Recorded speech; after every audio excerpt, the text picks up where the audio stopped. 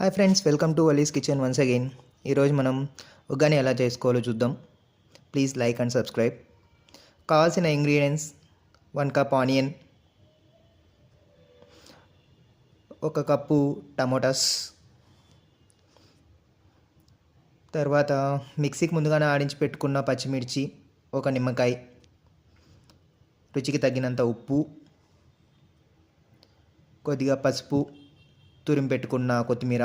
ముందుగా స్టవ్ వెలిగించి ఒక ప్యాన్ పెట్టుకొని, ప్యాన్ కానీ బాణీ కానీ పెట్టుకొని అందులో ఆయిల్ వేసుకోవాలి.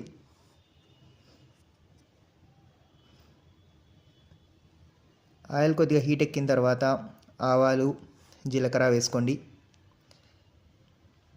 అవి కొద్దిగా వేగిన తర్వాత ముందుగా తరిగి పెట్టుకున్న ఉల్లిపాయలు వేసుకొని, దాంతోపాటు మనం ముందుగానే తురిమి పెట్టుకున్న మిర్చి, అదే మిక్సీ కాడిచి పెట్టుకున్న మిర్చి వేసి కొద్దిసేపు కలుపుకోండి. ఉల్లిపాయలు కొద్దిగా పచ్చివాసన పోయేంత వరకు కలపండి. ఉల్లిపాయలు కొద్దిగా పచ్చివాసన పోయిన తర్వాత రుచికి తగినంత ఉప్పు వేసుకొని కలపండి. అలా మాడగట్టకుండా కొద్దిసేపు కలుపుకున్న తర్వాత టమోటా యాడ్ చేసుకోండి. సో టమోటా యాడ్ చేస్తే మనకు కొద్దిగా గ్రేవీ లాగా వస్తుంది అనమాట.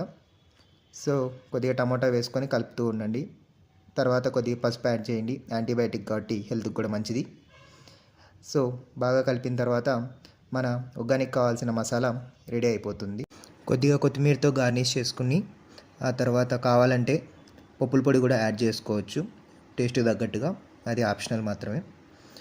తర్వాత ముందుగా నానబెట్టుకొని నీళ్ళు మొత్తం తీసేసిన బొరుగుల్ని ఈ మిశ్రమంలో వేసి ఒక 5 మినిట్స్ కలుపుకోవాలి. బొరుగులకి మిశ్రమం బాగా అయ్యేటట్టు కలుపుకోవాలి. అప్పుడే ఉగ్గాని అనేది బాగా టేస్ట్గా ఉంటుంది. సో ఇలా కలిపిన తర్వాత మరి పైన కూడా కొద్దిగా పప్పుల పొడి చల్లుకోవచ్చు. ఇది కూడా ఆప్షనల్ మాత్రమే, రుచికి తగ్గట్టుగా వేసుకోండి.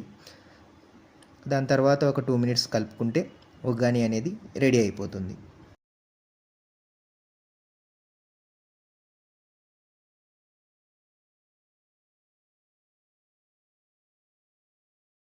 సో ఇప్పుడు బజ్జీల కోసం ముందుగా జీలకర్ర, ఉప్పు మిక్సీకి వేసుకొని పెట్టుకోండి.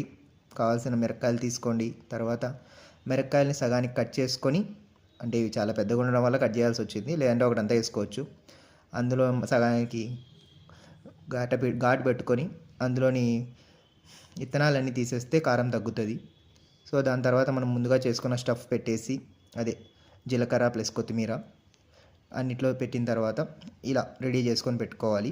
దాని తర్వాత మరీ స్టవ్ వెలిగించి ఒక ప్యాన్ పెట్టుకొని, సో ఆయిల్ ఒక 3/4 వరకు ఆయిల్ వేసుకోండి, ఎందుకంటే బజ్జీలు అనేవి వేగాలి కదా.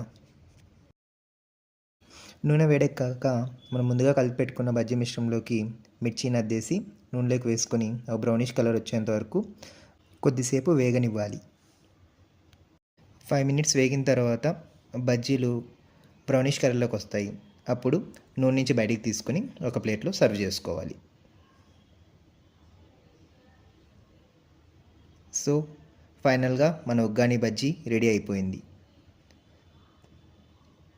Thanks for watching. Please like, subscribe and comment.